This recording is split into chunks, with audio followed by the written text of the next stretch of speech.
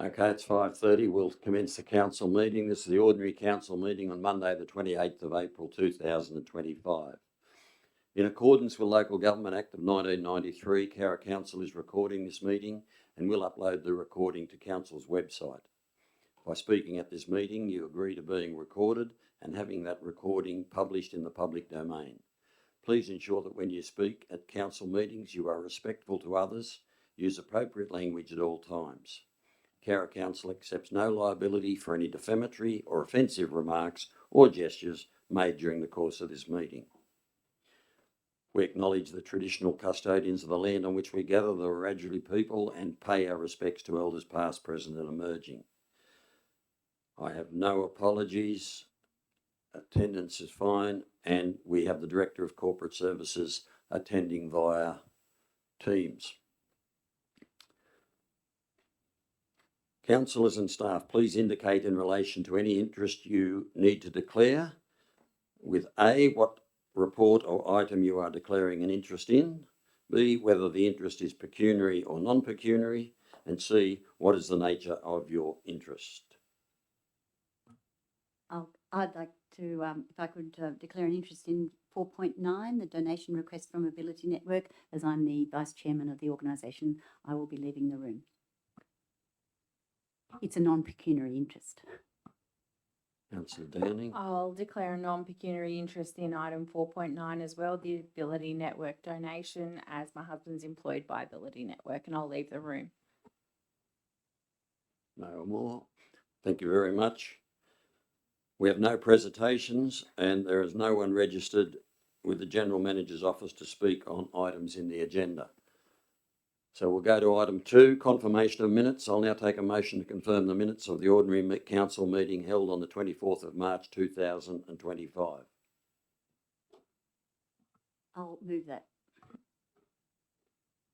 Seconded. Thank you. Councillor Fagan, would you like to? Not required. I'll put the motion. All those in favour? Passed. Item 3.1 is a mayoral minute on the board meeting on the 27th of February of the joint organisation board meeting. I'll move that be accepted. Another seconder. Councillor Kiss, thank you. It's been circulated. I don't need to talk on it, but I will take any questions. Councillor Horton. Thank you. Just a quick one. I noticed on page, and I was curious about this because of conversations that we've had.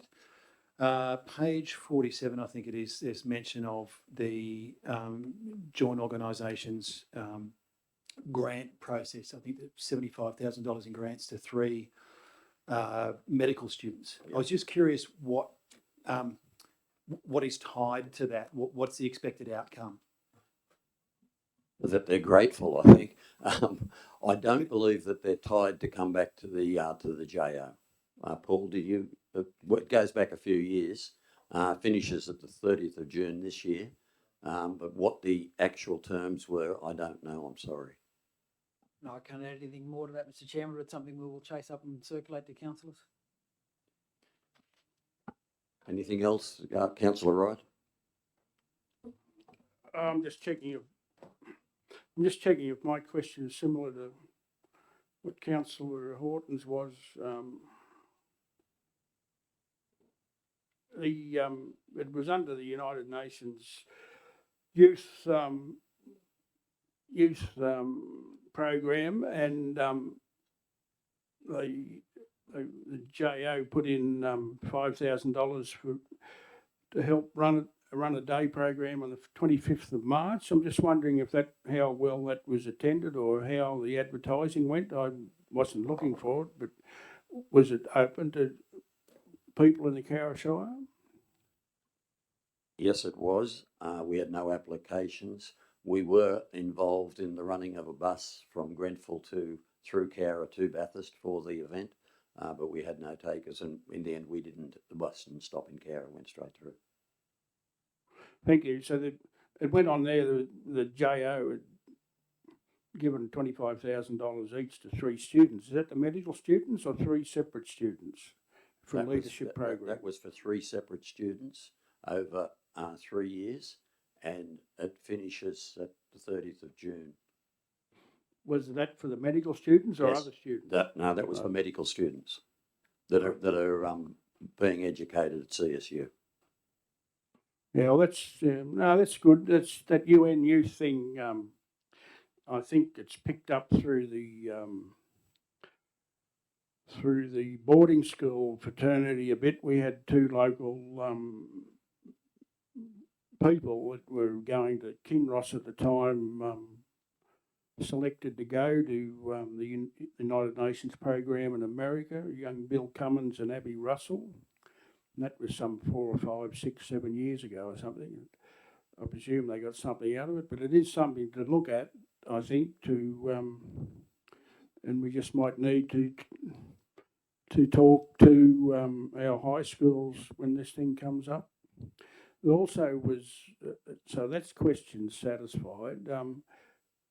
There's been a review apparently on electric vehicles. I was just wondering what the review on electric vehicles was besides hopping into them and driving them. Has anything come back that there is a place for them in the organisations, or it's a bit early? We have a committee that looks into that part of the JO, and they had organised a drive day down at Mount Panorama. You could have gone down, they spoke about them, explained them, and you could have driven one around Mount Panorama. And unfortunately, I couldn't go. I would have been more than happy to do that, but I've had no feedback, except they had a very good attendance, but I've had no feedback since. Yeah, no, well, they should go all right at Mount Panorama. I just wonder how they go out round Mount Macdonald or out through Conimbla National Park or west of the Newell Highway. I just got to, it's something we're going to have to consider, and I just wonder what the priorities will be to bring them into the fleet. That's all. Is going to be other benefits or not? Thank you. Yeah, I would love to have attended, but as I said, I was otherwise engaged and couldn't. Any other questions? Councillor Watt? Thank you, Mr. Mayor. Just following on from Councillor Wright's questions about the UN youth activities, how is that promoted to people in the Shire? How is the UN youth activities promoted to people in the Shire? I believe that the letters were sent to the schools. Right. As far as I'm aware, the Youth Council were not made aware, which would be a prime group for that type of program. It hadn't come through the papers at all for that, and I'm not sure from Councillor Kiss's face whether it went to schools. So it might be worth us reviewing that because, as Councillor Wright said, it's a very exciting opportunity, and considering we're providing transport, it's very sad that no local children got the opportunity. I believe the letters went out from the JO to the schools. Anybody else got any questions? Councillor Kiss? Just to follow on with what Councillor Watt said, I'm not saying things didn't go to the schools, but I would like it taken back, if possible, to the JO to inquire, because I just have a feeling that there would have been some students locally who would have taken up the opportunity, and find it quite extraordinary that there wasn't one from our Shire who was able to attend. So somewhere I think there's been a communication breakdown. It would have been fabulous for our kids. Thanks. Thank you. I don't need to write a reply. I'll put the motion that we accept that, Mayor, a minute.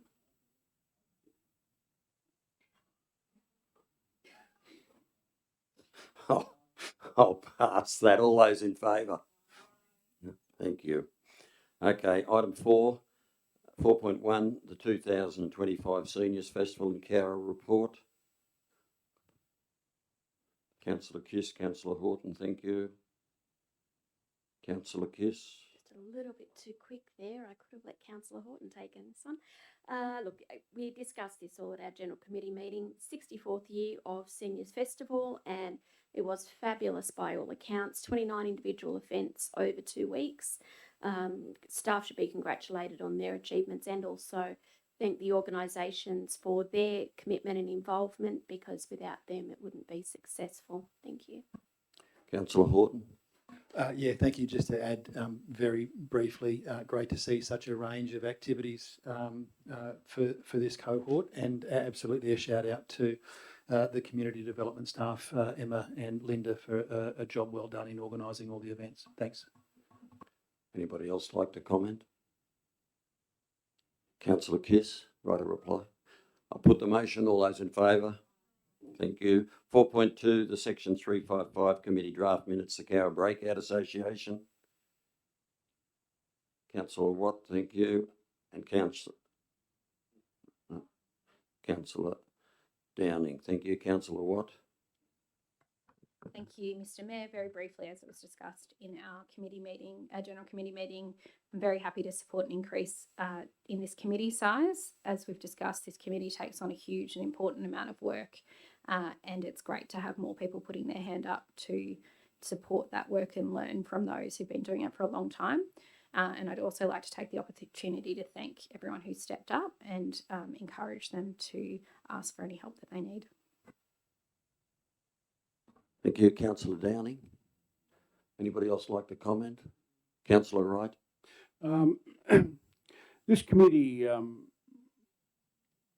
is sort of outlived what it might have been set up for originally, and but it's becoming more relevant in the community as the community awareness of what this includes seems to be building in acknowledgement of what had happened past, and it's good to see there's some younger people as delegates on this committee, and we do need to have some organisation of these of what goes on with these type of events to ensure that they can be managed properly and we get the right sort of people to attend the major part of these of these events, so it is relevant to where we're going.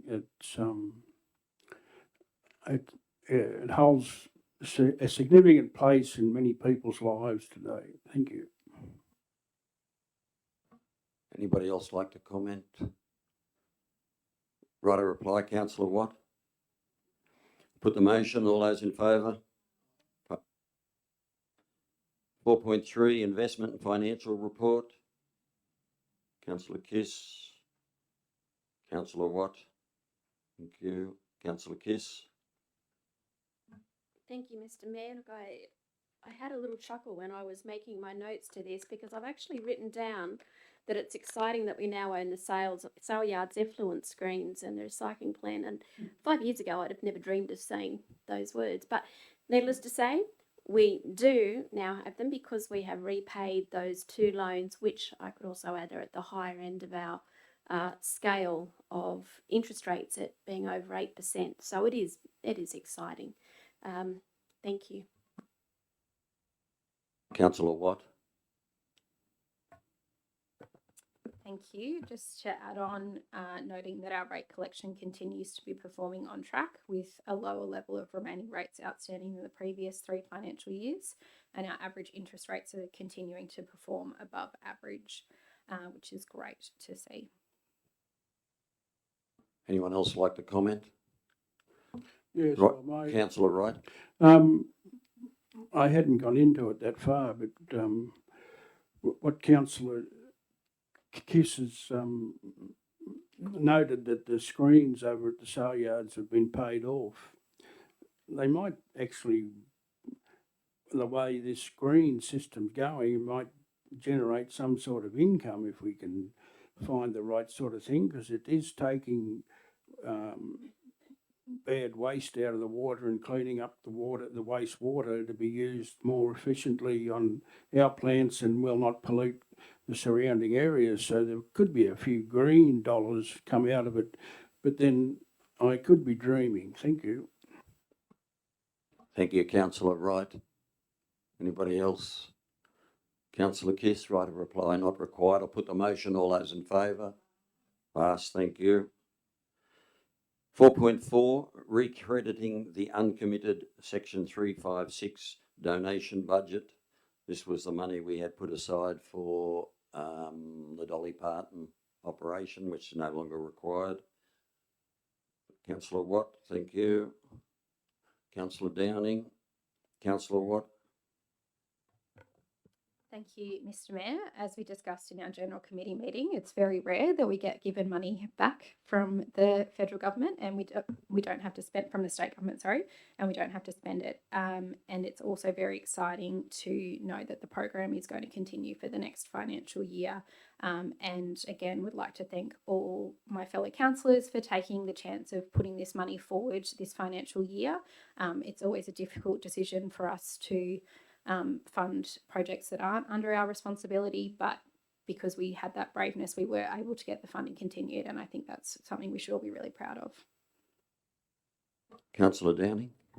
Just like to agree with Councillor Watt and say what a valuable program it is, and glad that United Way found a way for the New South Wales government to help them with the funding. So happy that we're getting the money back. Anybody else like to comment? Councillor Watt, right of reply, not required. I'll put the motion. All those in favour? 4.5, donation request, Patrick Rouston. Councillor Downing. Councillor Watt, thank you. Councillor Downing. We discussed this also in our committee meeting. Patrick Rouston was selected or won a place to represent New South Wales in the Australian Junior Athletic Championships, and he's asked us for a $500 donation. He was successful in those junior championships and now holds the Australian champion for his age group in discus. The two things that are notable with this donation are that the maximum was $400. We've upped that to $500, and that this came to us at council after the event had happened, but we received the application before, so that also fits in. So no, very happy to support him and say congratulations to him and Cowra Little Athletics for their great work. Thank you. Councillor Watt, not required. Anyone else like to comment? Just like to say that it's this young man had to go to Perth. It's not like he was going to Canberra or anything. It's a long way to Perth. It doesn't, the money doesn't go that far, but I congratulate him as well. Councillor Downing, right of reply. I'll put the motion. All those in favour? Pass, thank you. 4.6, donation request, Cowra Pistol Club for the construction certificate fee. Can I have a mover? Councillor Watt. Councillor Wright. Councillor Watt. Thank you, Mr. Mayor. As we discussed in the General Committee meeting, the Cowra Pistol Club is undertaking works to remove participation barriers for disabled athletes, and they're expecting these costs to look around $38,000. As I reported in the General Committee meeting, some information that was not in the report provided was that this DA includes a number of alterations and additions to the existing Pistol Club, including new handrails, new concrete apron, replacement roof, replacement of existing ramps, and a new pistol range addition, as well as a new accessible toilet and an inclusion for a disabled person's car park with attached concrete to connect that to the space. I think this sounds like a really fantastic, comprehensive project to improve accessibility of this sport to everyone in the community. And as is noted in the report as well, we did technically receive this after the point where the payment had been made, but it is part of a significant overall project, and in consideration of the whole project, I think it's reasonable to approve this in that instance. Thank you. Councillor Wright. Yeah, thank you. I support this. The Pistol Club's a voluntary organisation, and it's been operating out of facilities that have been there for quite some time, but due to community expectations plus the ability for people with a disability of certain standards, they can be a member of the Pistol Club, and this is updating their facilities to enable people with any disability or just old age or whatever can go. To be a pistol shooter and provide in the sport, you'd need to be a member of a Pistol Club, and it is quite competitive, and people have travelled overseas to um, represent different towns and areas with this sport, and this is all part of enabling Cowra to have a diverse sporting outlet, and I wish them the best. Thank you. Thank you, Councillor Wright. Anyone else wish to comment? Councillor Watt, right of reply? Not required. Put the motion. All those in favour? Thank you. 4.7, a donation request from the Woodstock Soldiers Memorial Hall for their centennial ball. Councillor Wright and Councillor Kiss. Thank you. Councillor Wright. Yeah, thank you. If anyone listened to the tape when I spoke at the last meeting, you might have said that I had a pecuniary interest or non-pecuniary interest. As I said, for 50 years, I've been there at various times. I don't gain any benefit or acknowledgement by being there, but the reasons I've been there has been for community events and community get-togethers.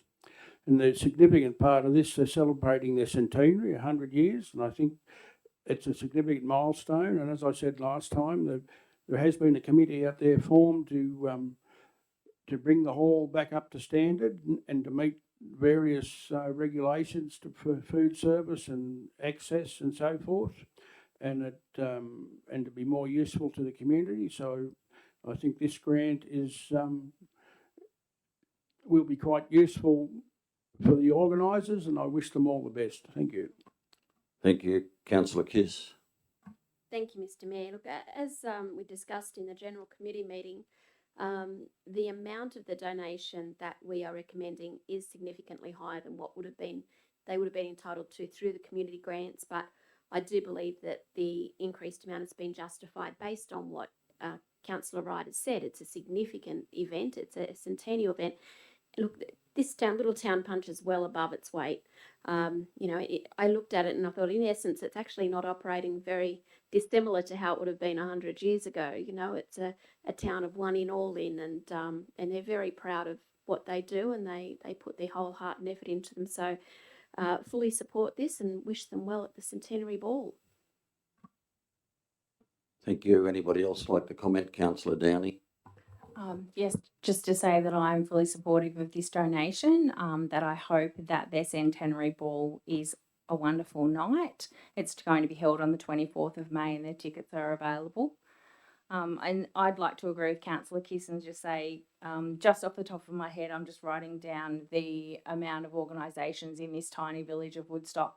And it's the Progress Association, the Hall Committee, the Show Committee, CWA, the Swimming Pool Committee. The amount of work they do out there for their facilities and for their community is amazing. So they should be congratulated. Thank you. Anybody else wish to comment? I'll just have a quick say. Several councillors went out to Woodstock on Friday for their Anzac service, and they have a pipe band out there. It's solemn, it's good. They do it very, very well out there. And I did take the time to have a look at the hall, and Alison showed me around a couple of things, and they've got some work to do. It's starting to crack here, there and everywhere, and they've started to fix those. So they'll be on it for a while. They've got a bit of work to do, but it's a good little hall, and it reflects. And I was sitting there, I was talking to one of the residents there, and I just said to him, a hall like this is part of the fabric of the village, that a hall and a pub, you can do a lot with a village with a hall and a pub. It's well patronised, it's well organised, and it's an asset to the place. Councillor Wright, right a reply? No need, thank you. I'll put the motion. All those in favour? Carried, thank you. 4.8, a donation request for Cowra High School, Great Barrier Reef excursion. The recommendation is to decline that request. Do I have a mover? Councillor Wright. Councillor Kiss, thank you. Councillor Wright. Yeah, thank you. It's not a pleasant role of council to decline a request from a high school that wants to take a select group of geography students on an excursion to the Great Barrier Reef. However, it is a significant amount of money, and it's not being spread over a great number of people. And I'm not sure how much. I'd say the parents will be the major sponsors of this exhibition, or they probably have done some fundraising. But I think the outcome for the Shire of the people going up there maybe not as beneficial as some of these other events. The high school did some 20 odd years ago start going to Europe for a tour, and I asked the organisers then what was the reason. They said, well, boarding schools, they take their students to Europe. We should be able to do it too. And I know some of the parents that worked for that. They did a lot of work raising money to get them there, but that's what they did, and they got there. And I know there'd be certain things to look at the Barrier Reef that you mightn't be able to see here, but there is some reefs along the New South Wales coast that are there that could probably give quite a lot of educational benefit, and you would not think that they were there because they're not mentioned in the media as often. So unfortunately, I don't think this meets all the criteria that we need to spend ratepayers' money on this application. Thank you. Councillor Kiss. Look, I'd like to second what Councillor Wright said. It's not pleasant, or it's never pleasant saying no to our donations, because, you know, we generally find them being worthy, or if not extremely worthy, and especially when we have to say no to our local youth.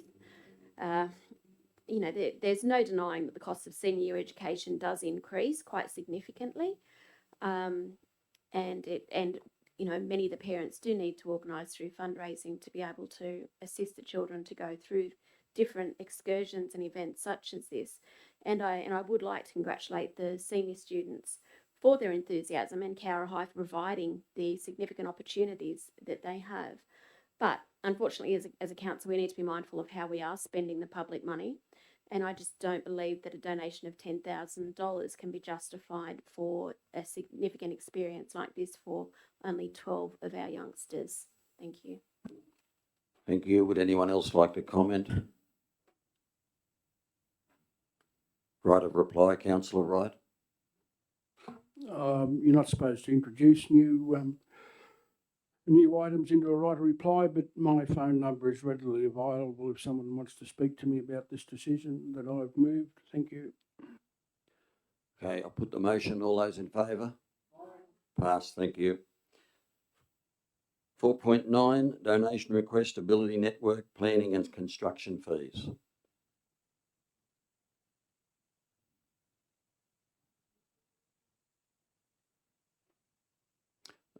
The recommendation is to refuse. Would someone like to move that recommendation? Councillor Wright.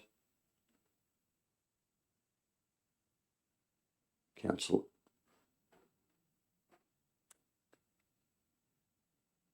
Cave. Councillor Wright. Thank you, Mayor. This application is for a significant amount of money that was applied to the DA to develop their new centre over in Lyle Street, and it is quite a valuable centre that they have developed, and it's represented in the amount of development fees that was applied to the project. This approval was given some 2 years ago, and they've gone through and built it, got it out, and have it running now. But now they've asked for their fees to be reimbursed through an application, and I find that a little bit confusing. They would have known the implication of paying the fees on the project at the time, and it would have been better if it come to us then and we could discuss it at the time of development and what they're trying to do. I'm not saying the decision would be anything different. This organisation, they stated that those 87 employees, I think, they've got employed and quite a few people that they help. And I think a lot of them under the NDIS guidelines, which is a very large government project. But it's a business. I know they're looking after people with disabilities and trying to encourage them to join into the normal community the best way they can and experience what the so-called mainstream community experience in a community. And I see them being walked about through shops to clubs and that to have dinner and or lunch, and they seem to be doing a very good job. But it's not a volunteers organisation. It's a paid. The people are paid to do the work. The people that they're helping have an income stream somewhere. If it's not a pension, it's a disability allowance or an NDIS program, and that's what it's built on. And they do it to make money to keep going. Whether it's not for profit, and but they have got an income stream that they can see and they can operate under. It was interesting. We got a very good report from the CEO, and he indicated that it was $35,000 or $36,000 worth of electricity they use each year. That might drop now, I don't know, because in the Phoenix last week, they indicated the CWA that they have a solar system there now. And I would presume that would be trying to reduce a lot of the power being used. So I don't know if the 36,000 is still going to be on top of that, or what the benefit of that is. It also indicated to me, the way he spoke, that their business costs have increased larger than they thought. And I feel that if we give them this DA application refund, it could be a sugar hit. It'd help them get them through the short term, but they still might have the structural problems from the government reconstruction of the NDI scheme or any disability support scheme, and they have to make adjustments to operate under it. And they appeared to be able to make a lot of money and put it aside previously to build this building over there, and well over $1 million that they sort of indicated was in kitty. And if they've been able to accumulate that together over what they've been doing, there should be still some money being accumulated now to some extent. And I just feel this is a bit too late, and it's being applied. The application is not being for the proper reasons that I would like to expect from an organisation as them. Thank you. Thank you, Councillor Cave. I'm happy with what Peter Wright was just said all through. I agree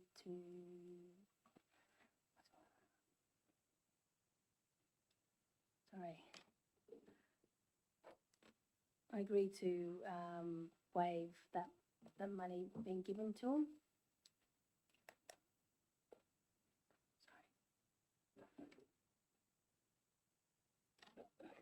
Thank you, Mr. Mayor. Thank you. Would anyone else like to comment? Councillor Watt. Thank you, Mr. Mayor. Just briefly, I will also be supporting the motion as it stands to decline providing this funding. But I'd just like to clarify the reason for myself in rejecting it is purely just down to the element of how late it has come in relation to when the money was spent. I think that the Ability Network provides a fairly significant community service and is a not-for-profit and has built a significant infrastructure piece in the community. And we all know the cost of building has gone up substantially. And it takes organisations like this a very long time to build the money to build facilities that will then enable them to continue to provide that service. And it's a very difficult cycle. And I don't think that we should be assessing that they aren't worthy as a not-for-profit because they have raised these funds over a number of efforts over a substantial amount of time. But for me, to consider an element like this, I think through the donations policy is the incorrect way. This proposal is almost our entire annual budget of donations, and the donations budget is predominantly for organisations, as we've discussed tonight, like the Pistol Club, completely volunteer organisations with no income. And I just don't think, a year to 18 months later, it is appropriate for us to consider it in this way. I think it's, I would open my door to Ability Network for a conversation about how we can work together going forward and what we can do to support them. And I think it's really unfortunate that the dynamic has come in this way, that it feels like we're saying no to supporting a community organisation that has a great contribution, but that's not the situation. It's just that this isn't the right way for us to support them, unfortunately. And we do have quite strong rules about when we do approve it, as has been raised twice tonight, with one donation being provided after the event where the application was received beforehand, and one where the project is quite early in its infancy, and we've been asked to provide a donation for a part of that project that has already been spent, but is part of a bigger piece and fits within that donation structure of the types of things that we would give back.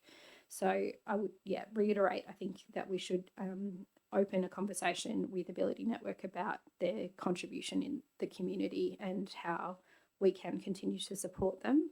But unfortunately, this is not one that fits my view of where council sits. Councillor Horton. Thanks, Mr. Mayor. Just very quickly to reiterate what Councillor Watt was saying and what else has been said. I don't think, nothing but admiration for anyone that works in this space, and not just the disability space, but the aged care space and care services in general. Absolutely fantastic work that gets done. But at the risk of sounding overly bureaucratic, we have to have integrity in the process, and there has to be transparency in the process. And so for those reasons, we can't support, I agree, we can't support the request. Thanks. Thank you. Anybody else? Councillor Kiss. Look, I have to support my councillor colleagues have said, they've spoken very thoroughly in many regards. There's absolutely no denying that Ability Network is an incredible organisation. It does some amazing things for our community, the most vulnerable people, and it assists them to live their best life. And I'm full of praise for what they do, not only for the individual, but for the way that then impacts on the family and the community in general. And look, it's never easy for me to say no to something that, could sound good, could sound like it's actually going to be benefiting people with individuals or people with disabilities. And, as the community widely knows, I've got children with disability myself, and I'm a staunch advocate. It's one of the reasons I became a councillor, to advocate for people with disabilities. But I agree with my councillors in saying that we need to apply our policies in the way that they were intended. And I don't believe that this is what was originally intended when our policy for the Section 356 came about.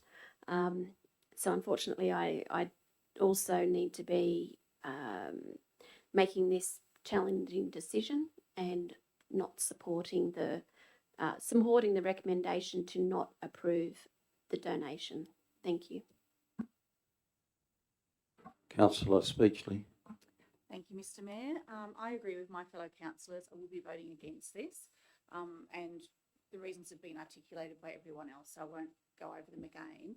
But one question that I have perhaps to pose for future, because this application came in well after the event, and my question relates to whether we, at the start of a process of a DA application, if we have a not-for-profit or something similar, do we raise to them the opportunity to apply for a donation from council at that time?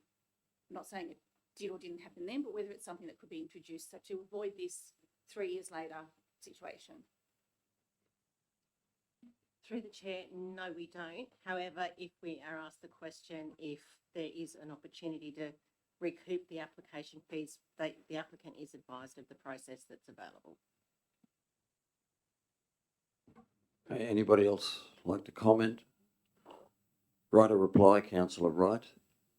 Thank you, Mr Mayor, and thank you, colleagues, for supporting this recommendation at all for different reasons. But I think the consensus on all the reasons is we support what the Ability Network is doing, and we hope that they can keep on doing it. My comments I made about their income or whatever is at the moment is taken totally on what the CEO said at the previous meeting about what things are happening, and but that wasn't in the application. This was just for return of the fees, and it could look like the Cowra Shire Council is not trying to help the Ability Network. We declined a previous application for a automatic opening door for access, and now we've declined this application. However, council has worked with the Ability Network, and they were offered, and they did take up for a short time the Squire Park Cafe and I think I'll probably be wrong again, but I hope I'm not. And they were given support in the rental of that for them to operate that facility, to help train their members and so forth. And that sort of run out of steam. I don't know, due to we do have to, the facility probably needs doing up for the type of people that are working there, plus to get more people into it. But regardless of that, they were offered a benefit there. They are not also now operating the Sale Yards canteen, and I'm pretty sure that's on a pretty good rental rebate, because we've been looking for someone to operate that, just so we've got a canteen there for our people that work there, for the vendors and whoever else come and the producers that come along to eat there. And the feedback has been very good.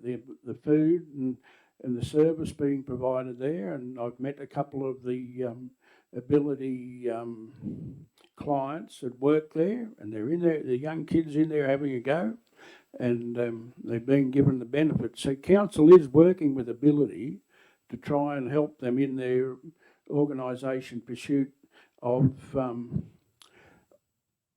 working with their community people.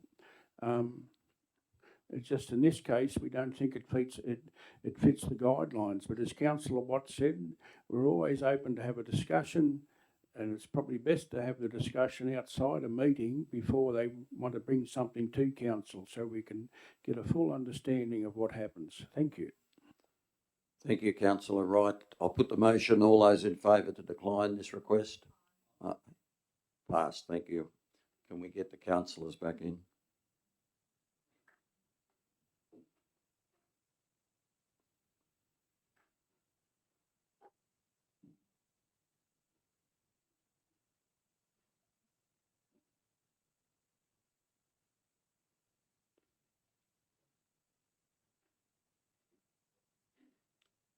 Thank you. 4.10, proposed minimum lot size for complying development applications in the R2 low density zone in Cowra.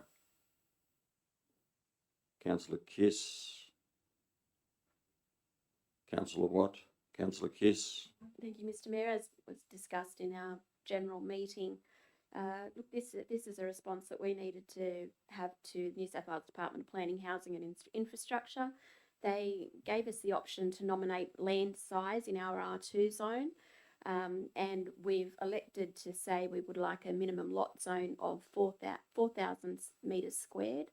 And if we don't do that, then it's automatically going to be assigned at 400 metres squared for dual lock or semi-detached usage, and that's clearly not suitable for the services that we have in that area. Thank you. Thank you. Councillor Watt. Not required. Anyone else like to comment? Councillor Wright. I support this.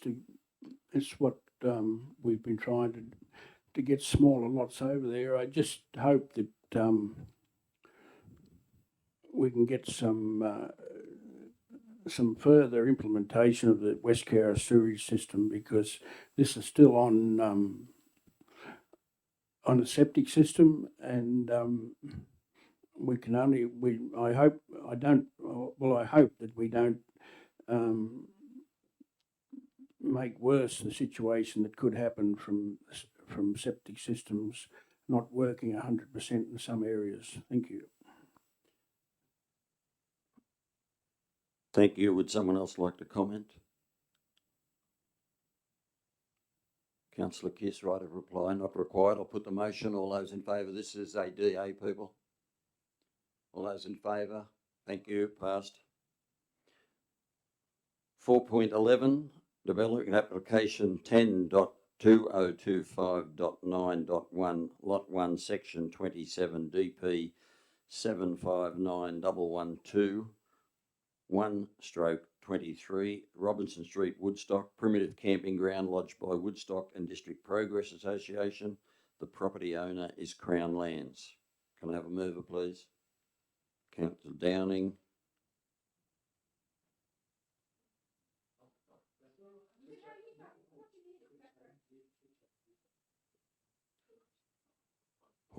Councillor Horton, thank you. Councillor Downing. Yes, we discussed this at the last meeting. This DA is for 9 primitive camping spots at the Woodstock Showground, to be managed by the Woodstock Progress Association, who are the applicants.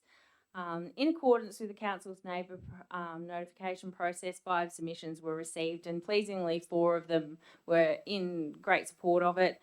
And I think that the 5th one raised a number of issues, including noise, animals and dust, which were very valid, and each of these have been worked through and addressed fully by the applicant, and very thoughtfully, I thought, as well. So I'm quite happy to support this.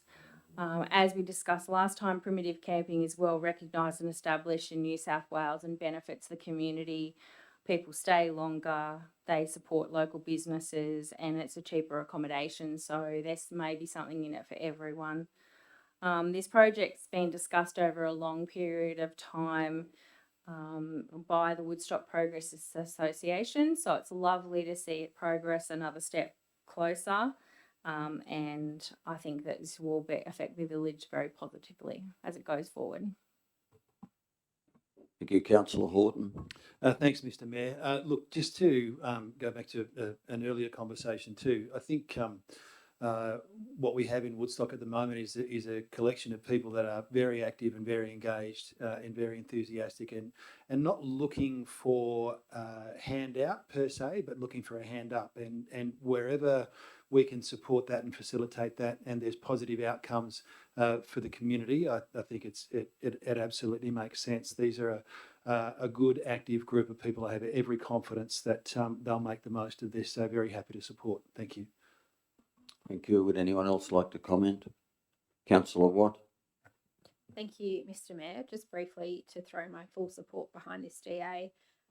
As noted in the General Committee earlier this month, this is a great utilisation of a space that already has a significant amount of investment from all levels of government financially, as well as a lot of blood, sweat and tears from the community itself over the years. It's a fantastic space that often most people see for 1 or 2 events in a year, and this will mean that it's utilised year round, which we know in terms of maintaining facilities often means that they are maintained to a higher level because they're being looked at all the time. The reason I particularly wanted to speak to this DA is that primitive camping has huge potential for tourism. We often hear, in my role as chair of Cowra Tourism, we often hear people choosing to continue through the Shire because there isn't a facility like this currently where they can take place. It's often presumed that people who choose to stay in camping spots like primitive camping don't spend money in their community, and that is repeatedly proved to be wrong. In fact, most people report that they have a daily or weekly budget, and the less they spend on their accommodation, the more they spend in the community. So people who who stay in a primitive camping more likely to have all their meals out in the local community. And finally, there's many reasons, but the last one I wanted to speak about is the fantastic showing we can see here of all of the institutions of the community coming together to support this. People often worry about primitive camping facilities, that they may be maintained to a lesser standard, that they may attract a particular type of person, that things can go wrong and someone won't be on site to make sure that that's resolved. But you can see in this application that the whole of the Woodstock community have really come together and said they'll put their hands up and support it because they know that it will come back and support them. And the Woodstock community, as we said, has done great work in improving the visual aspects of their community and building a place where they want people to visit because they've made it really beautiful and warm. And I'm really excited to see this go ahead. Anyone else like to comment? Councillor Kiss? Thank you, Mr. Mayor. I don't know, there's an awful lot more that I could add to these positive comments. Look, I can see the community only taking absolute pride in this facility. I think it'd be a huge benefit, not just for Woodstock, but for the larger towns as well, like Cowra. We've seen how people embrace the camping sites over at Goolagong, absolutely love it, and the village is so supportive of it as well. So I see this as being absolutely no different. It'll be a real boon for the town. Thank you. Thank you. Councillor Wright? Thank you. I can see a benefit in this application being approved. I did question last time, I probably hadn't read it all properly, but how were they going to get the funds to get this into place? And there's been one bit of news come through last week, I think it was, the RAS, New South Wales RAS, has donated a $20,000 grant to the Woodstock Show Society, and they had their new president there. I don't know the name. It's a new name to the area. Well, it is to me, but that doesn't mean they're new to the area. But a younger person, so they've got very good succession planning in the executive of the Woodstock Show, and on which they operate, and it was mentioned that the money was going to be used for this primitive camping ground and a dump site. And I just hope that during the construction phase that they do speak with our operations and planning people about the dump site and what's got to be done with the material, because it was mentioned that some of the things added to a caravan toilet does not always work well in a septic system, and so we need to have something there that can handle that. And it's quite obvious. I don't know how primitive some of this camping is when you see some of the caravans getting about and what's in them and out them, and how they can operate and store everything, but we do need to offer facilities like this for our community and other people travelling through to be able to enjoy their stay in our shire. And I felt more confident when they've got the RAS of New South Wales engaged and have received that grant, and I congratulate them on that. and wish them all the well with their endeavours. Thank you. Thank you. Anybody else like to comment? Right, a reply, councillor Downing. I'll put the motion. It's a DA, people. All those in favour? Passed, unanimous. Thank you.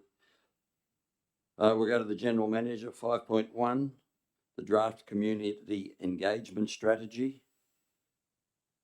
I'll move that. Thank you, councillor Fagan. Councillor Kiss, thank you, councillor Fagan. This is a draft that is going on exhibition. We're asking councils to put it on exhibition for at least 28 days and ask the community to comment on this. It's been around for quite a long time. We've actually had a look at it a few times, but it hasn't actually ever been adopted in full. So I think it is very up to date, as in that in the past we've had lots of media that has been print media and other forms of communication, and this actually updates that and makes it into more about digital media, more about Facebooking profiles, social media, all the things that we need to know about this day and age. It should be something that we do, and we are required to do this, but I think it's something that we should do better. It's very difficult to get the message out at this time in this day and age to the right people. And by having this and targeting it to the people that we think we're talking to, I think it starts to sort of clarify where we should be going.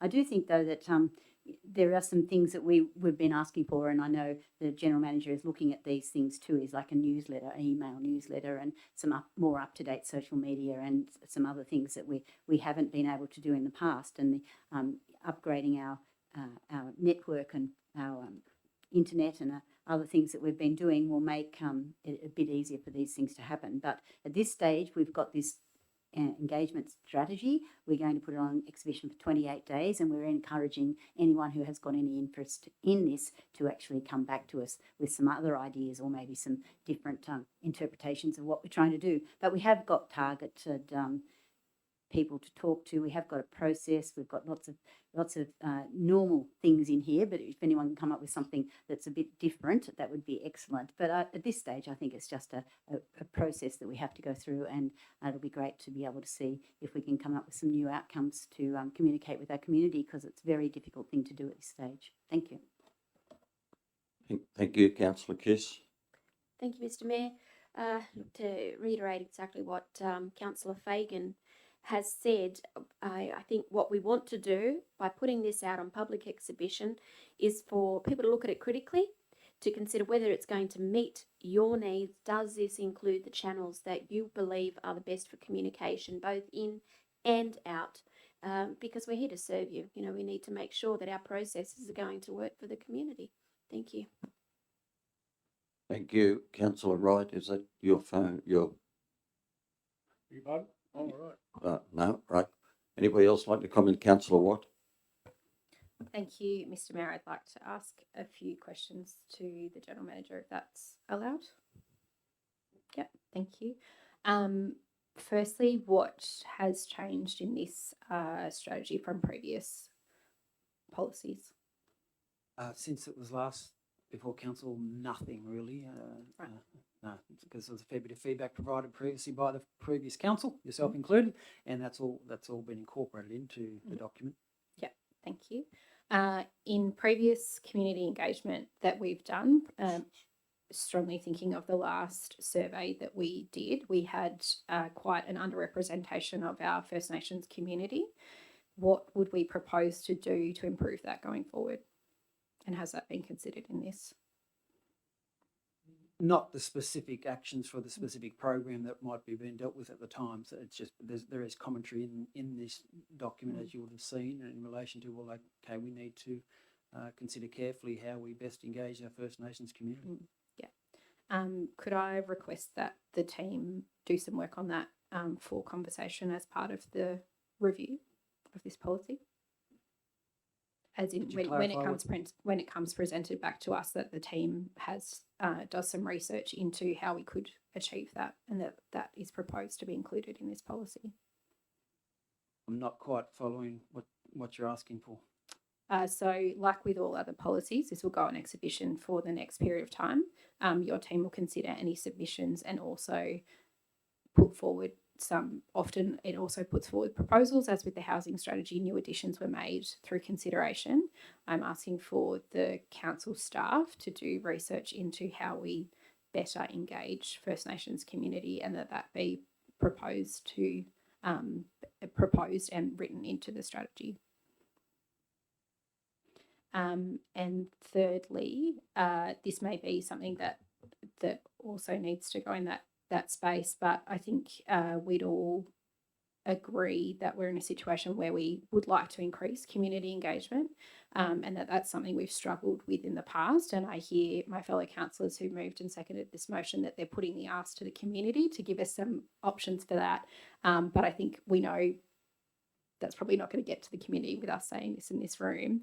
Do we have specific proposals of what we would do differently in this strategy as we have done in past to increase community engagement? In relation to the public notification of this strategy? No. No, just so going this forward. strategy is about community engagement, and I'm saying, are we proposing different things as part of this to increase community engagement than we have done in the past? Things as mentioned, like the digital newsletter. There are also other opportunities in there. Again, remember, this is a strategy. It's not an action document. It talks about the potential for councillors to be involved in one-on-ones or other or whatever council laws would see fit as appropriate community engagement. They're just a couple of examples off the top of my head. Mm-hmm. Yeah. Okay. Thank you. I think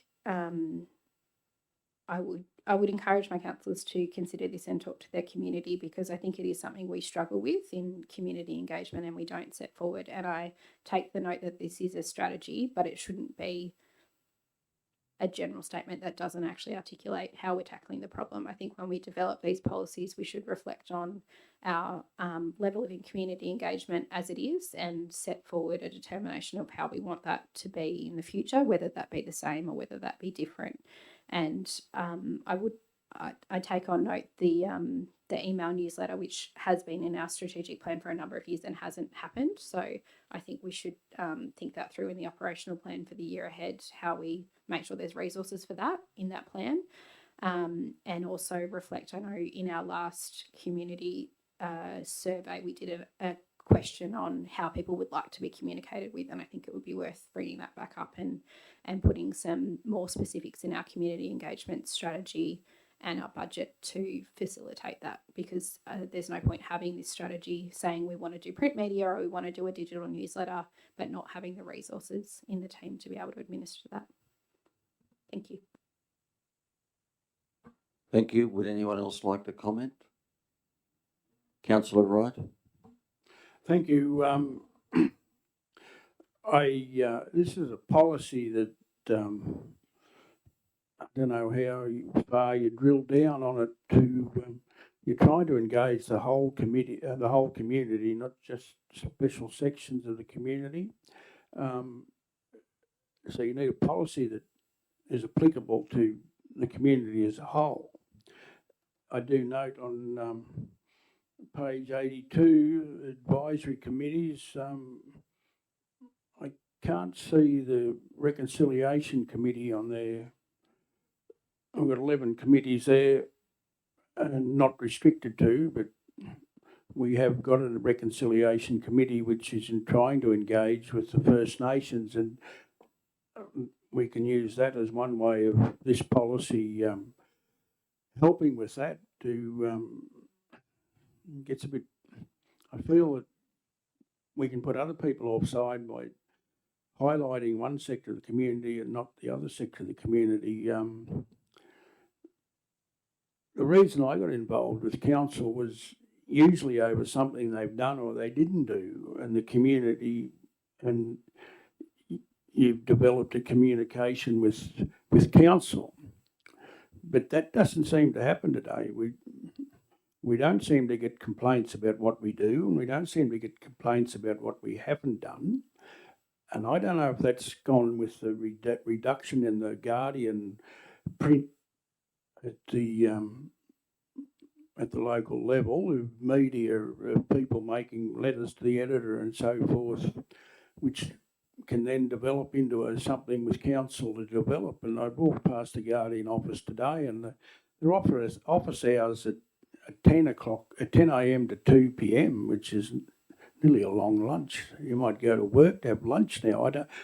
If they're listening, don't take it too critical, but I would have thought you need to be there a little bit more, or somehow get people involved, because we don't see a lot of local news in the Guardian. We're getting Grenfell and other stuff there, which is good. We can. I don't like engaging through the social media, but we can only do what we can do, and it seems strange at the last election that we didn't have anyone running on something that council hasn't done. Well, I'm going to get there and change things. We did the second time round. We had 4 people that had a go there to show an interest, but the first time round it was pretty bland. And as far as I'm concerned, I was very let down that there wasn't an election there for people to show their interest in who they might want there and don't want there. Because I've been sitting here for 18 months or whatever, thinking, well, am I on the right track or not on the right track? You might think I'm waffling on, but this policy is very difficult to engage in the current climate. Thank you. Thank you. Anybody else like to comment? Yep, Councillor Downing. Just to say that business hours would be reflective at the Guardian of advertising dollars. That's what drives your newspaper. And if you have a look in any newspaper now, even the Telegraph, there are no classified ads. There used to be pages and pages. So it's a funding thing. It's a business decision. Obviously, 10 till 2 doesn't cover much of a news day. Maybe we need to create some more news. There's just a couple of corrections that I picked up, sorry. So page 81 in the consult part, it says biannual community engagement strategy instead of a survey. And then on page 82, it says the community satisfaction survey, community survey. So we probably just need some less community and less survey.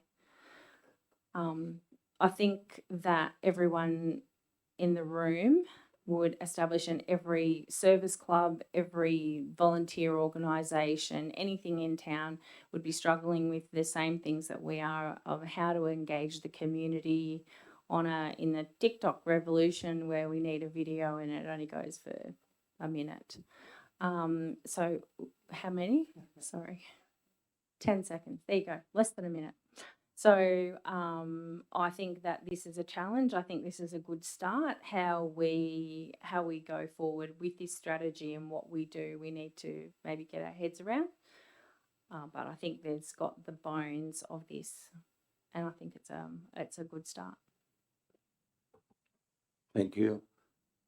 Anybody else like to comment?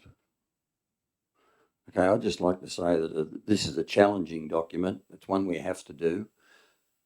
The fragmentation of media today, it is so difficult. I think we have to target organisations, we have to target people, but it won't be easy. I totally agree with Councillor Downing. The attention span of some people today is lucky to be 10 seconds. You know, you don't get their attention for very long, and it's very difficult, and this will be a challenge, but it doesn't mean we don't try. We've still got to have a go and do the best we can, but the fragmentation of the media today makes it a very big challenge. Councillor Fagan, right of reply.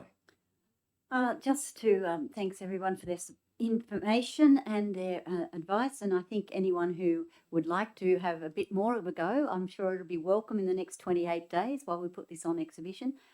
We got a date for this exhibition period? Are we just going to throw it up there sometime? No, we normally put the minimum of 28 days and then just look at what the publication dates are and who's around to advertise things. Yeah, so we sometimes have the dates on it, so we just haven't got a date on it. And I was wondering if we're going to start at beginning of May. Anyway, it's up to you. But we are going to have 28 days when this is going to be on exhibition, and I invite anyone who's had some interest in to actually put some things in it. The stakeholders, we do hold those biennial surveys, and the last survey came back that people like print and they like things in their mailbox, which is weird, but that's what people like. So, that is interesting because, that's the feedback we've had. So it's not all about the media. It's not all about social media. It's not all about TikTok. It is about engaging with people in real terms. And I think part of this is it's about having specific targets who we engage, and when we do have it, so there's a list of people here, including the Indigenous community. It is a broad strategy. We need to know who we're going to engage, and when we have things to engage, we need to know who the stakeholders are.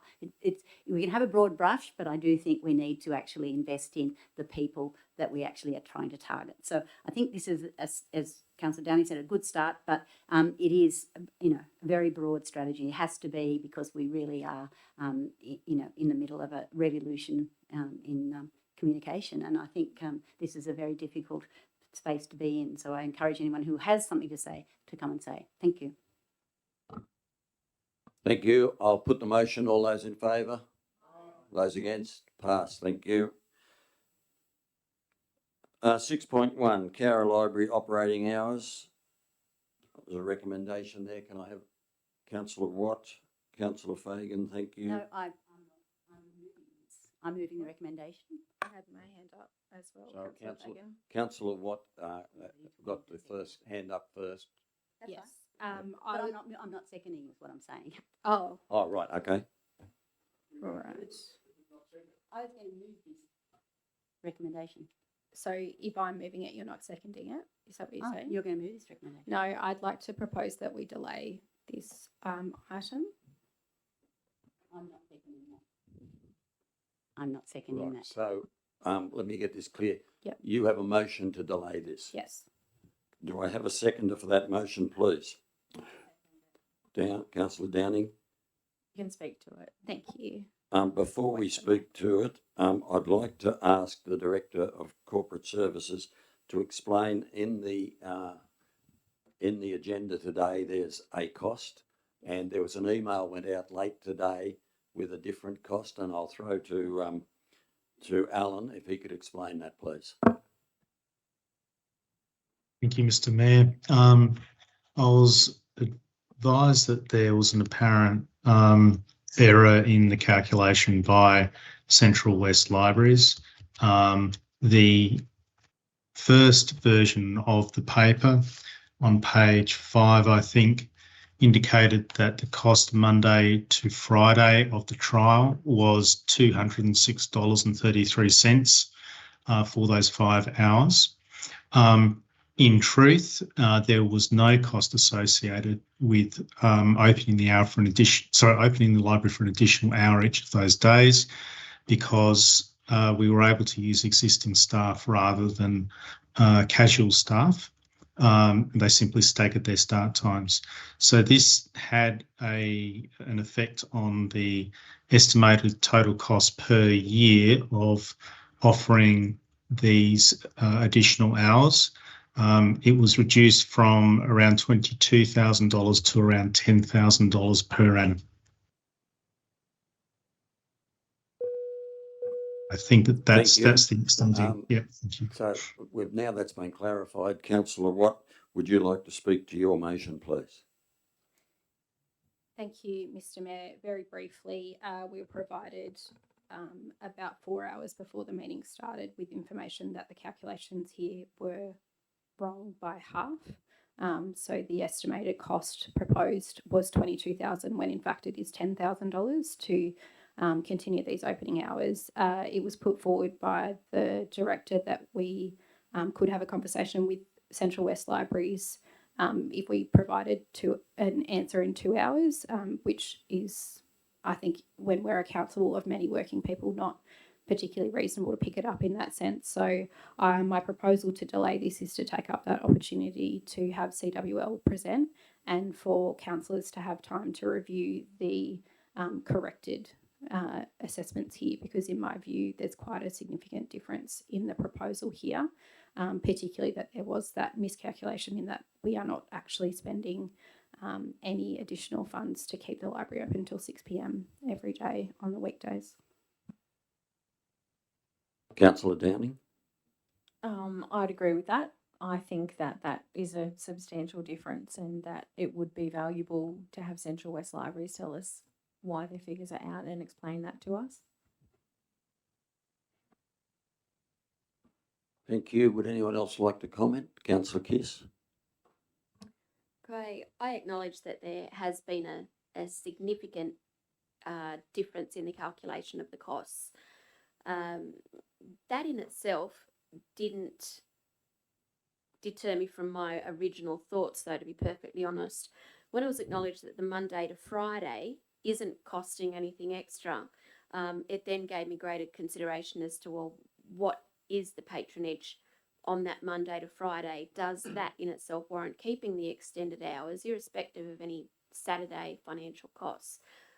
Is it worthwhile keeping the Monday to Friday? So I think myself, I would appreciate that extra bit of time to be able to go through the statistics. I have them, you know, for everything in general, such as, you know, utilisation rate being 1.65 visits per hour instead of the regular 10.75 visits. But if we were to remove the Saturdays and only calculate that based on Monday to Friday, where it isn't going to cost us anything different, would that then bump up the utilisation rates? Don't know if that I made that sound. Anyway, I hope someone understood what I just said. But that was really my thought on it, saying, well, is it still worthwhile keeping the Monday to Friday irrespective of any adjustments to Saturday? So yeah, I suppose I would support having additional time just to be able to calculate that.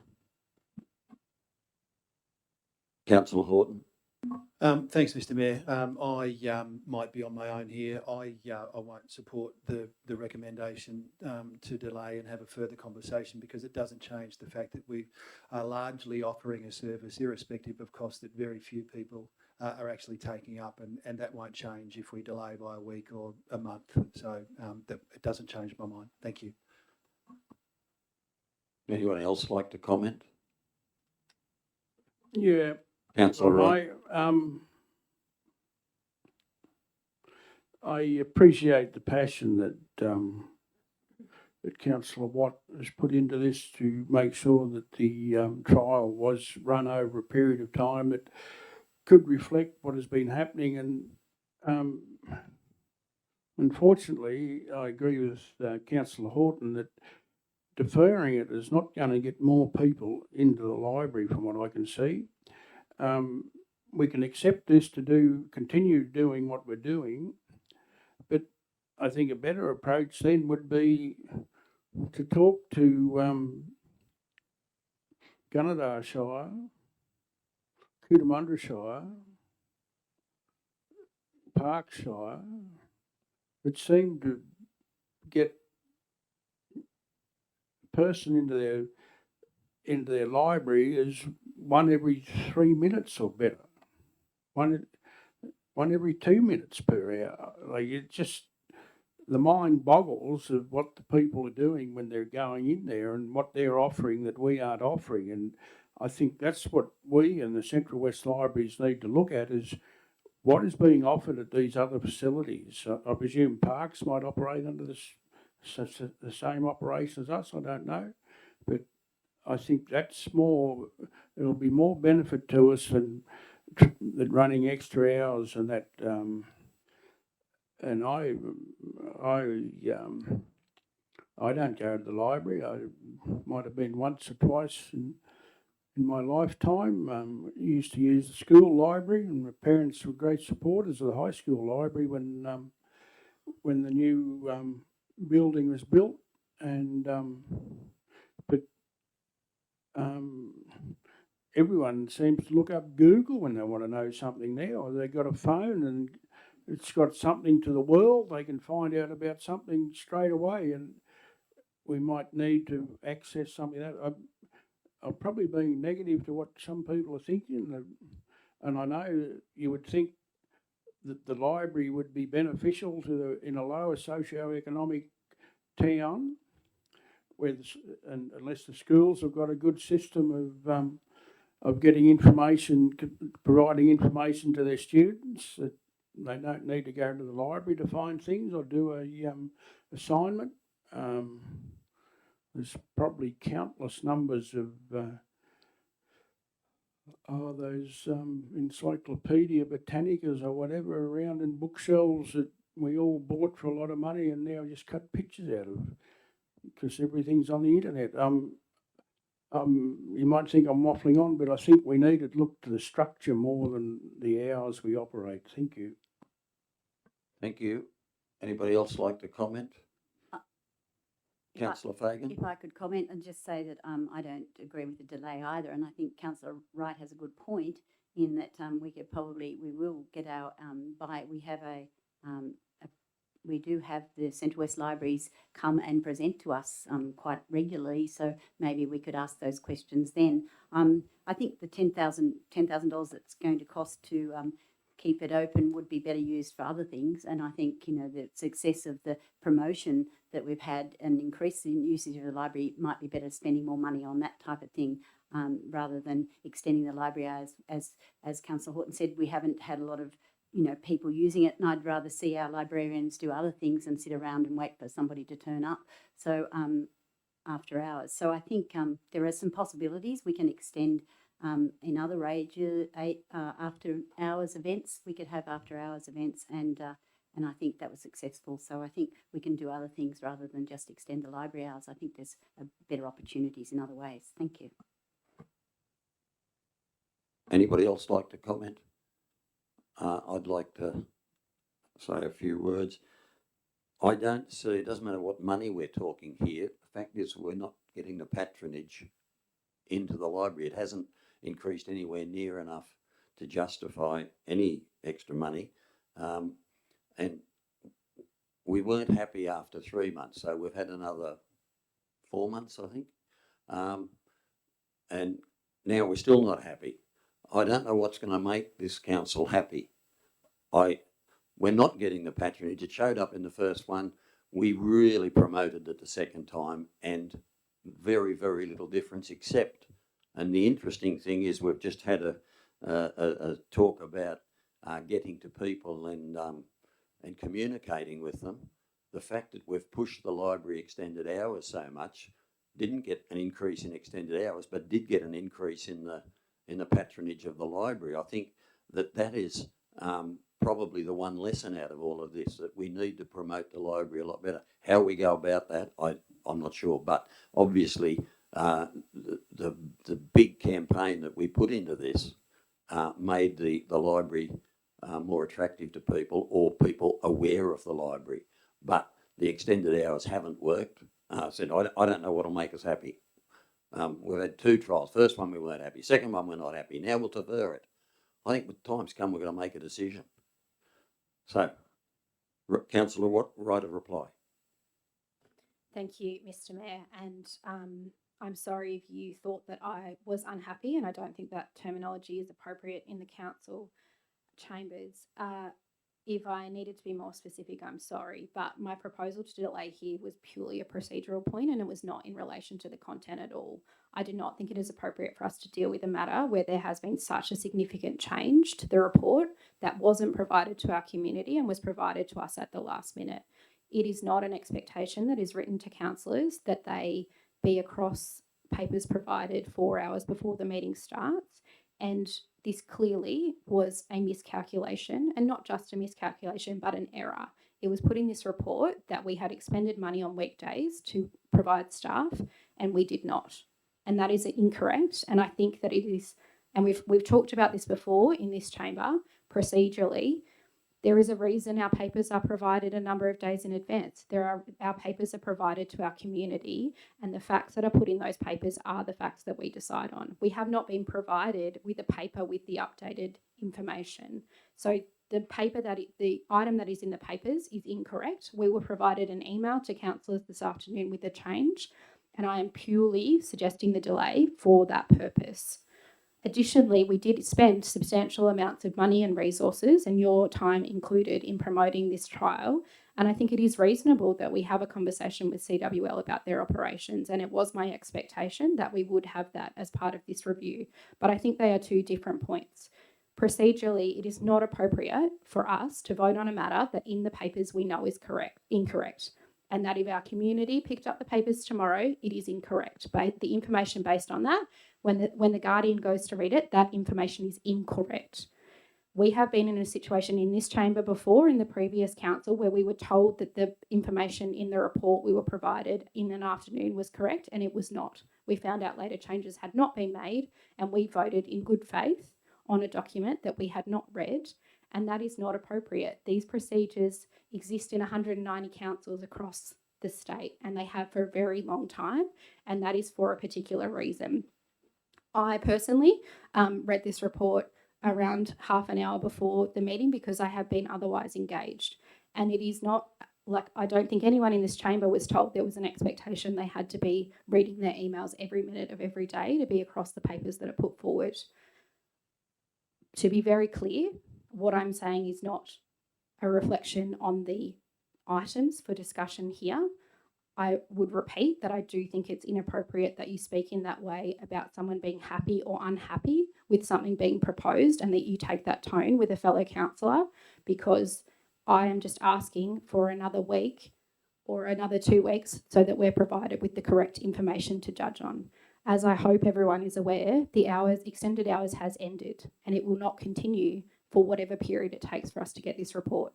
The only impact for this is the council's consideration of funding going forward. It is not that the library will remain open. It's not that anyone in the library will remain open. It's that we as council have the correct information and our community has the correct information when determining what is happening with the council. I also note, and one of the reasons I would really like to have CWL here, as Councillor Wright noted, our patronage is substantially lower than other similar councils, and similar councils who have a lower population than us. And I would like the opportunity for CWL to engage in a conversation with us about how they think that could change and what they do across the board for it. Thank you. I'll put the motion. All those in favour of a deferment?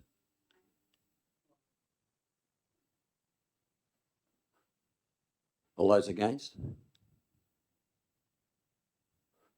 There'll be a deferment until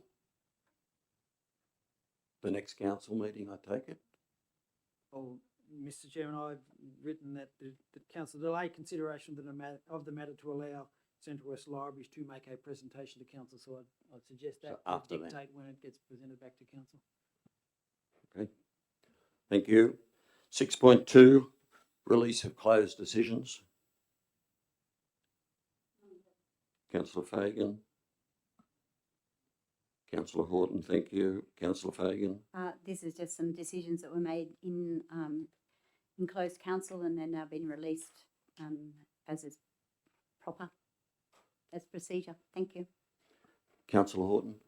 Not required, thank you. Anyone else like to speak? I'll put the motion.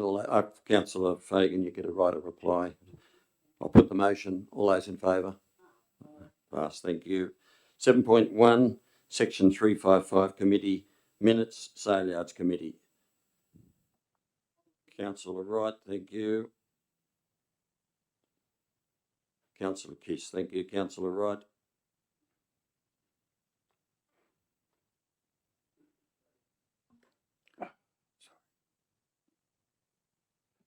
Yeah, the sale yard committee met and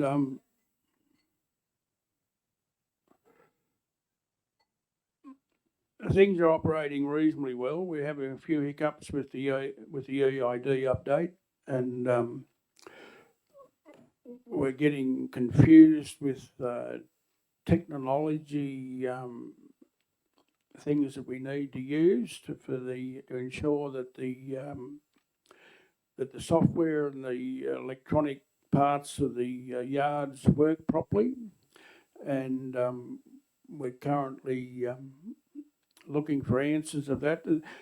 It was highlighted during a blackout we didn't have power there for the scanners and the computer to operate, and has been talk of using a generator from the works. However, it was mentioned at a following meeting on the 28th of April, will be about the right one. No, that's today. We could put a solar panel on top of the drafting race, similar to what battery charge on electric fences use. It's not a big panel. I think our staff might have envisaged we had to put a bank of solar panels up to provide the power to the readers, and the readers can do all the thing and the drafting and can be uploaded to the computer when the power comes back on. It can be stored on the reader. So there is some ways of going forward. The truck wash is providing a large proportion of our income, and we need to ensure that we can meet the demand there, as there's a big demand, because the abattoirs no longer haven't for 2 or 3 years any provision up there for washing trucks, and under the new guidelines for transporting stock and for biosecurity means, trucks have to be clean when they go to another property. So that's been happening. And the Sale Yards Facebook page, I haven't seen it myself, but there is some more information going up on that, and I congratulate the Mayor for his photographic skills and his time he takes to go over there to see what's happening and to get the reports of what the sale outcomes have been on for each day. We did have on the budgetary implication, we did have a bit of a hiccup there. We had a effluent pump go down, or a pump that pumps out of the grey water reservoir went down. It supplies water to the truck wash, and we had to use town water, and it wasn't all. It was a $28,000 increase in expense. I don't think that was all for parts, but a large proportion was for the use of town water into that facility. So what it does show what we're doing over there. The water, the grey water, is safe to use for washing down trucks, and it demonstrates how we can save money in one of our major income streams over there in the operations of it. As I said earlier, the kiosk is providing a very good service, and I think that about covers it. Our manager of the Cowra services that oversees the Sale Yards is Mrs. Philippa Childs. She's on maternity leave at the moment, and we wish her well there, and I'm quite sure that the person replacing her, which I do know, he's a tall gentleman, rides a push bike, and Rod Hayes, he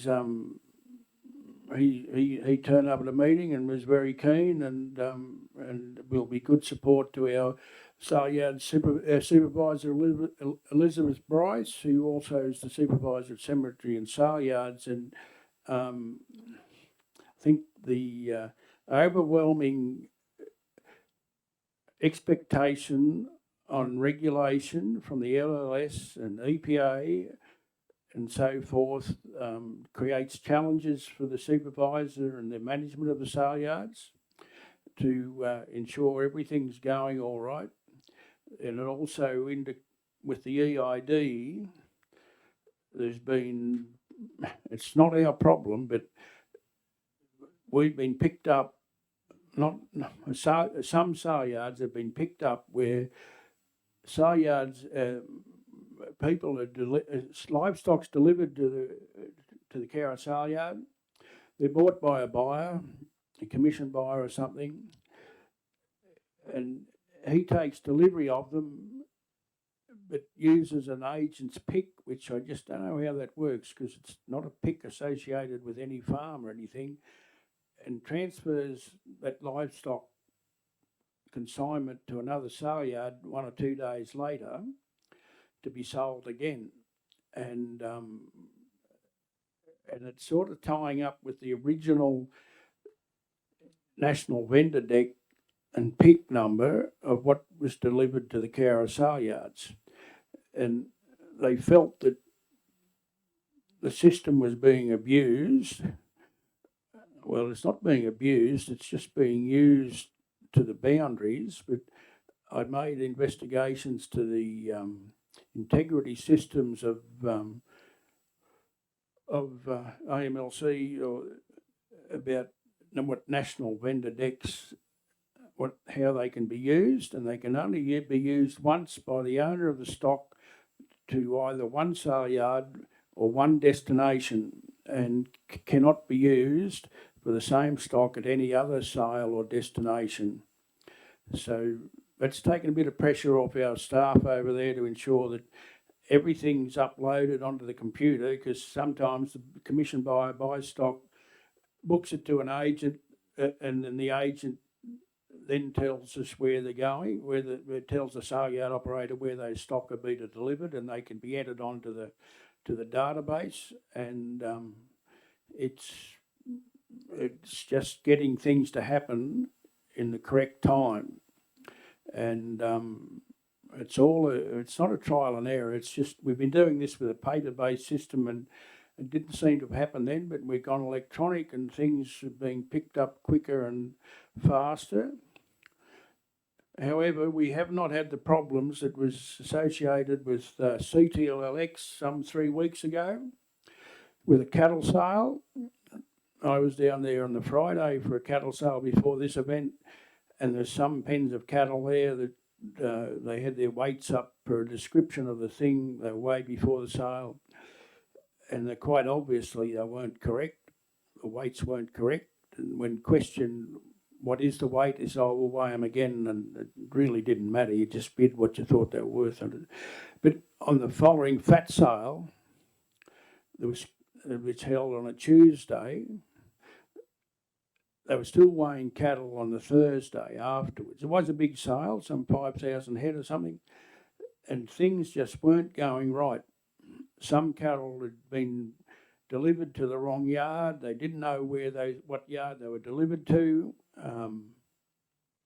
Agents had to go back because the agents pay the CTLX to staff to weigh all the stock. They sell them and give them all the information of who bought them, who owned them, and who's picking them up, and the staff weigh them. But it got lost, and they were going down there 2 days later. They did find stock, like this 25 or 6 head in a draft that was delivered to some quite unknown, wasn't even to the right buyer. But they did find them, recover the stock and got them weighed so the producer could get paid, and they were delivered to where they were supposed to go. There was one instance where 2 cows were sold separately in the one pen. They weighed the cows, and the cows weighed 5,000 kilos each and come back at $17,500 each. And the sale was printed, and they said, but this can't be right. They don't weigh that much. All the maths was right, but the weight wasn't right. And there was a pretty big concern that week with what's happening with the operation of CTLX. They're having trouble getting staff down there to operate under everything. And the cattle EID's been going on for 6 or 7 years, so it's not a new thing. The sheep haven't had the same problem, but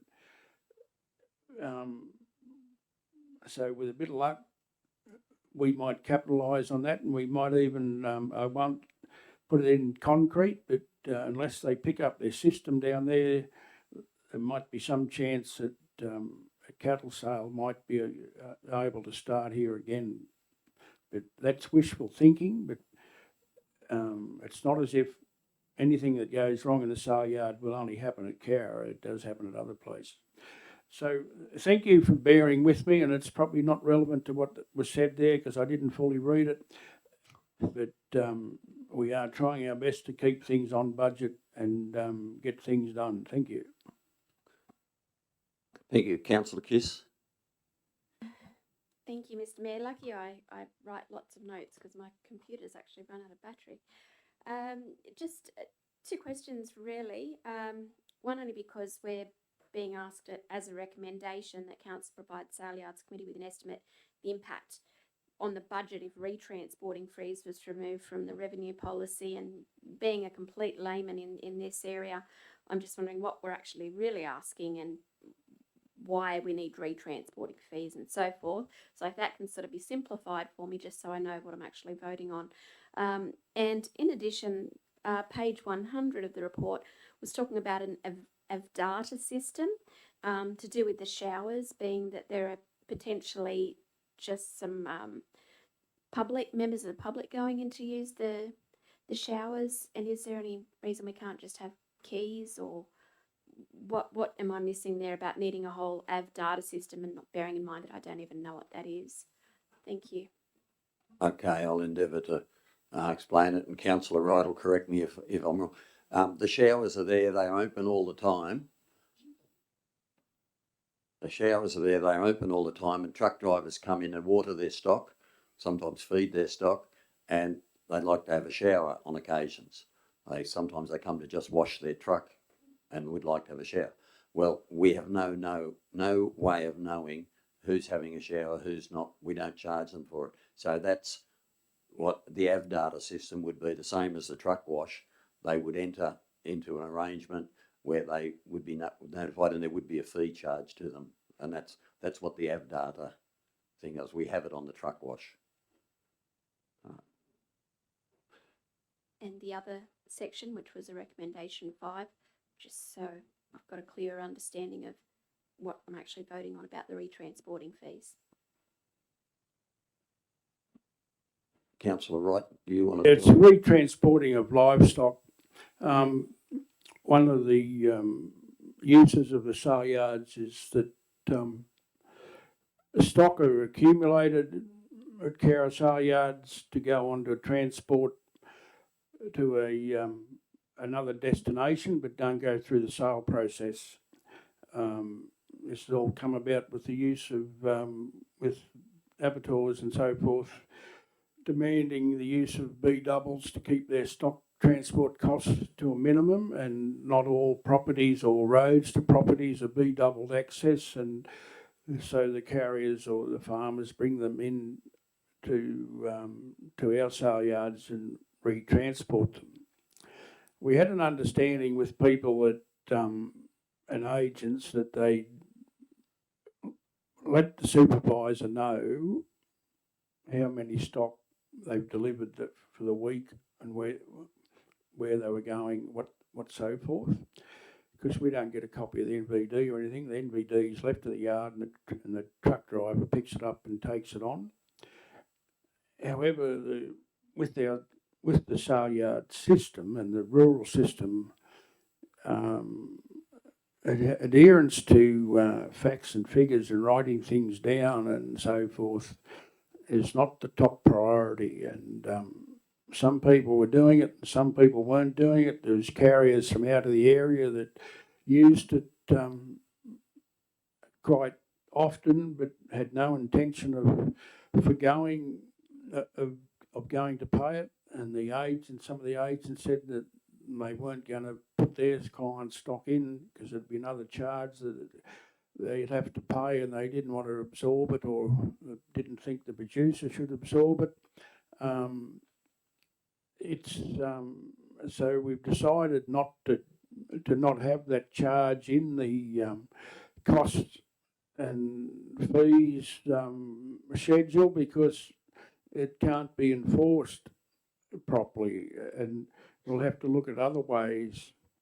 There was an attempt to have a monthly charge for agents or transport operators to use the yards for this service without having to provide any figures, but just a charge to give us a little bit of income. And but we haven't been able to negotiate that. the local ones aren't so bad, wouldn't be so bad, but it's and the ones out of town that are doing it, then the locals say, well, if we pay that, that's cutting into our profit, and but the others don't have to pay, so it's a me and you thing. But that's what that was all about, and to keep the goodwill, we're trying to operate the best we can, and sometimes if you wanted to regulate this, it would cost more to regulate it, to have someone there or we have got cameras there, but if someone's got to look at the camera and then look at what on, it becomes time consuming, and sometimes a truck might come in and they might only pick up 50 sheep, but that makes their load up to go wherever they're going, and it's the nature of the beast, and we've just got to try and work with it and hope there's enough money in the bag when we're finished to keep on going. Thank you. Thank you, Councillor Wright. Anybody else like to comment? Councillor Downing? Just quickly, I just noticed that social media was also mentioned in the sale yard minutes twice as well, and that they're meeting with the communications officer. So I was just wondering who's actually in charge of the Facebook page. Do you know? Maddie, isn't she? Posts. I'm I not think- aware of that. Could be the Pope. Well, that's my get out of jail card. I think from what I get, well, our mayor has been pushing this. She's had our community officer over there, and she's interested in taking some information. There's some agents do a lot of work. It's just getting them all together to put something on one page, and there's a bit of a competition between JJ Dresser and so forth, who can put the most Facebook things up. They do a lot, but whether we can hook into that, it's I'm not sure, but I think our communities officer was going to try and arrange something with our supervisor, but I'll leave it at that. Thank you. I was just going to say that it'd be very valuable for the communications officer who has a degree in communications to maybe take on some of these things and increase the likes. Have a look at the data and see which posts at what time people are engaging, that kind of thing, which I'm sure she would know what to do. And then maybe perhaps share some of the more popular pages, because there's only 203 likes on it. So maybe you can invite some other people to like it and share it as well, to maybe get some more people to see it. I can only tell you what I do. If Maddie goes over, she will take photos. If she doesn't, I do. And if neither of us go over, Elizabeth will take some photos. We normally take photos of the pick of the stock, the high prices, what you can achieve, whether it be fat lamb, so we don't use the word fat anymore, prime lambs, or actual mutton. If they're going for a good price, we'll take a photo of that. I then send that to our communications officer, and she puts it on the website. We're not in competition with dressers. We help one another, and the communications officer, Madeline, will come to me and say, that particular one that might be of the mutton or something got 540 likes. We probably need to do more of those next time. So certainly she's watching as to how many hits they get, how many people look at it. I say there's a lot of smoke and mirrors with all of this, but you've just got to keep trying. And the main thing is that you keep doing it. You keep out there to try and get the sale yards. I don't know whether some of you understand how sale yards or apparently stock buying works, but as I ascertain, the price, a lot of sheep are sold in the paddock, not at the yards. But the farmers, we have to convince them that the price they'll be offered in the paddock depends on what they would get in the yards. The buyer will know that he can either offer a little bit less and there'll be no yard fees, or so that there's a whole thing. But the price of livestock is determined by the yards when you've got open competition between buyers in the auction process. So that's why we're promoting the fact that you can get very good prices. If you've got good stock, bring them to Cowra. We've got agents that specialise in very, very good lambs, and you'll reap the rewards. And that's the message we're trying to send. Whether we're successful or not, we can only try.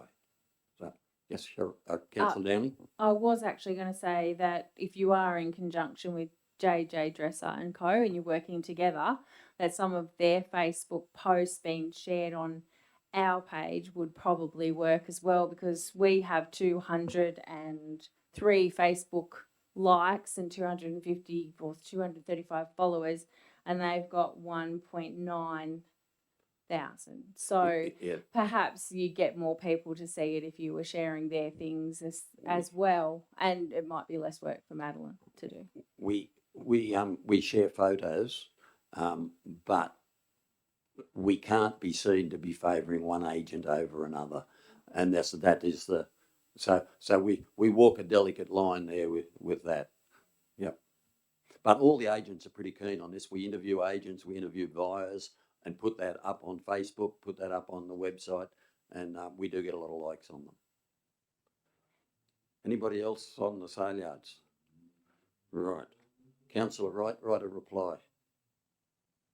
No, I think everything's been said that's need to be said, and seems like there's people taking interest in the sale yard, so that's a start. Thank you.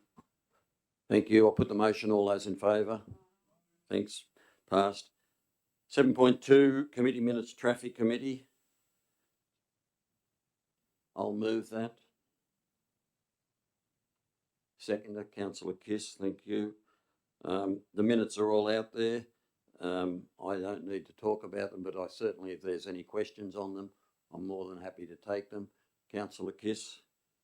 Yes, more to hopefully clarify a few things for me. I'm just a little bit muddled. More to do with recommendations 4 and 5. Now, Bartlett Avenue, if you actually look on Google Maps, there is no such thing as Bartlett Street. Bartlett Avenue actually goes through as the laneway behind the library, as well as the street that leads into Kendall Street. So, but I went up and actually had a look, and it says that the one behind council is actually Bartlett Street, which would then go into recommendation 5. So if I look at recommendation 4, that council contact all affected residents of Bartlett Avenue, which I take to be the one-way lane, and Kendall Street, which doesn't connect I with. can explain that. So, and what actually brought all of this about. So, yeah, I'm just a little bit muddled on both, if you don't mind. I'm happy to explain that. Bartlett Avenue is a one-way street, and there's very little parking. It's a narrow street, and it's one way.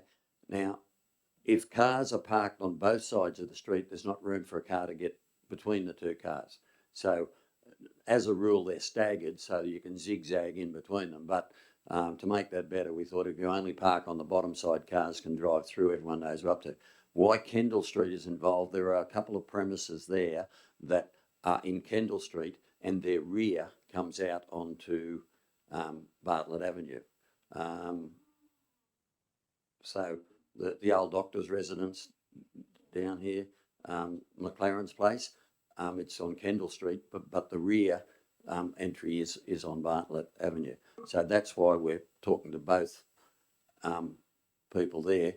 But it's just try and get a bit of conformity. It's not to, if on both sides, if they happen to get a bit close together, a car can't get through. The big problem we've got with that, of course, is the garbage man, because he picks up the garbage from the left-hand side of the vehicle, and the cars will be parked on the left-hand side. So for him to take the garbage tins, if we put them on the other side of the road, he'd have to drive the wrong way down the street. Is everybody clear with that? Nothing is clear cut, but we're working. I don't know how we got on with the garbage truck driver. What did he decide? through the chair, it hasn't been addressed yet. It's Alright. in the minutes through the Yep. council. But that's what it's, yep. Councillor Downing? Was there a complaint about the street or the avenue? I believe there was, yeah. Okay. And the other one is in Bartlett Lane, which was parked outside the Services Club just before the corner. And what they asked for, when we explained the rules to them, they didn't want it anymore. Because it was to allow a bus to pull up and let people out and enter the club through the corner. Right. But that if we'd put a sign up that said no parking, they couldn't do that. So it didn't work. So that's why the recommendation was to leave that alone. Any other questions? Yes, Councillor Watts. Happy to take wording on this, but I think it would be good for us to wait until we get the feedback on how the garbage truck will work on item 4 before we go to the community, because we don't want to go to them and say one side and then the garbage guys say that's the wrong side. Are we able to just slightly amend that to say, dependent on checking with our garbage team? I think it'd make sense that when we do go to them, we explain which way we're going to do that. So, yep, that's a good call. Great, thanks. Anybody else? Councillor Watt did send an email out about the 40K zone. I'll throw to Dirk about that. Through the chair, I sent out an email just explaining the administrative process for that one. The traffic committee doesn't have a say in state highway speed zones, but we have made the request directly to TFNSW to do the assessment, and the report would come back through the traffic committee and then through to council. Anybody else? Anything else on the traffic committee? I've got right of reply. I don't need it. Thank you very much. So I'll put the motion. All those in favour? Pass. Thank you. Has anybody got any notice of motions? No confidential matters? Declare the meeting closed at 7:27. Thank you all.